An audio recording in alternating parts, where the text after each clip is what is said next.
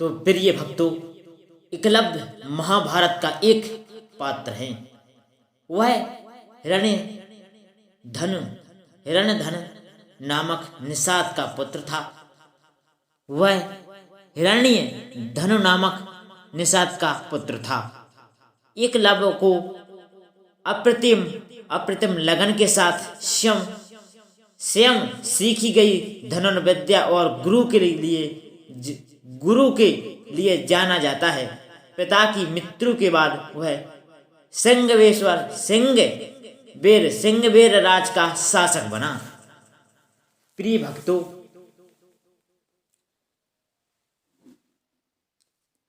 एकलव्य की गुरु भक्ति, वाकई में गुरु भक्ति उनकी प्रसिद्ध और बहुत ही शक्तिशाली है। धनुर्विद्या और गुरु भक्ति के लिए एकलव्य जाने जाते हैं। पिता की मृत्यु के बाद वह सिंहबेर राज्य का शासक बने। अमात्य परिषद की मंत्रणा से उसने न केवल अपने राज्य का संचालन करता है, बल्कि निषाद भीलों की एक सशक्त सेना और नौसेना गठित करके अपने राज्य की सीमाओं का विस्तार करता है। प्रिय भक्तों, महाभारत में वर्णित कथा के अनुसार एकलव्य धनुर्विद्या सीखने के उद्देश्य से द्रोणाचार्य के आश्रम में आया, किंतु निषाद पुत्र होने के कारण द्रोणाचार्य ने उसे अपना शिष्य बनाना स्वीकार कर दिया। निराश होकर एकलव्य वन में चला गया। उसने द्रोणाचार्य की एक मूर्ति बनाई और उस मूर्ति को गुरु मानकर धनुर्विद्या का अभ्यास करने लगा। तो प्रिय भक्तों,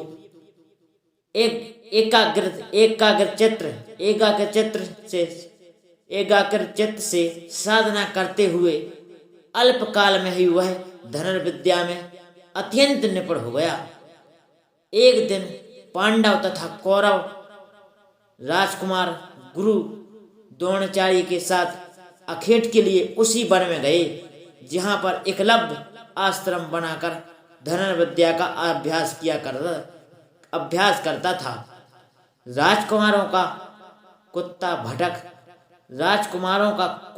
भटक कर एकलव्य के आश्रम में जा पहुंचा। एकलव्य को देखकर वह भौंकने लगा। कुत्ते के भौंकने से एकलव्य की साधना में बाधा पड़ रही थी, अतः उसने अपने बाणों से कुत्ते का मुंह बंद कर दिया। तो प्रिय भक्तों, एकलव्य ने इस कौशल से बाण चलाए थे कि कुत्ते को किसी प्रकार की चोट ना लगी। कुत्ते के लौटने पर कौरव, पांडव तथा स्वयं द्रोणाचार्य यह धनुर्विद्या कौशल देखकर दंग रह गए और बाण चलाने वाले की खोज करते हुए एकलव्य के पास पहुंचे। तो प्रिय भक्तों, उन्हें यह जानकर और भी आश्चर्य हुआ कि द्रोणाचार्य को मानस गुरु मानकर एकलव्य ने स्वयं ही अभ्यास से यह विद्या प्राप्त की है। कथा के अनुसार एकलव्य ने गुरु दक्षिणा के रूप में अपना अंगूठा काटकर द्रोणाचार्य को दे दिया था। इसका क्या सांकेतिक अर्थ है? इसका एक सांकेतिक अर्थ है। यह भी हो सकता है कि एकलव्य को अति मेधावी जानकर द्रोणाचार्य ने उससे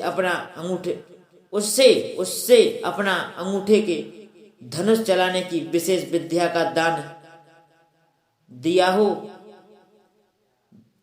प्रिय भक्तों, एकलव्य को अति मेधावी जानकर द्रोणाचार्य ने उसे बिना अंगूठे के धनुष चलाने की विशेष विद्या का दान दिया हो। कहते हैं कि अंगूठा कट जाने के बाद एकलव्य ने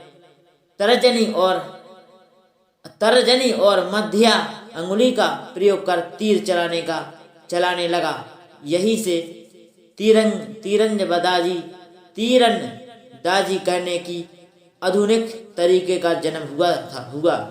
प्रिय भक्तों, निसंदेह यह बेहतर तरीका है और आजकल तीरंदाजी इसी तरह से होती है।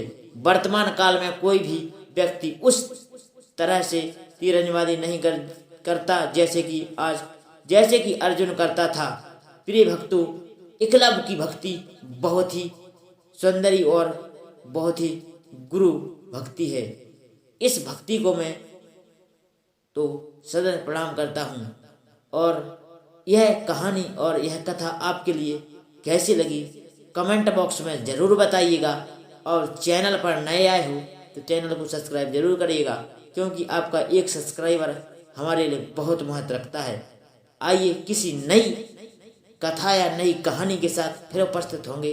तब तक के लिए जय सिया राम, जय सिया राम।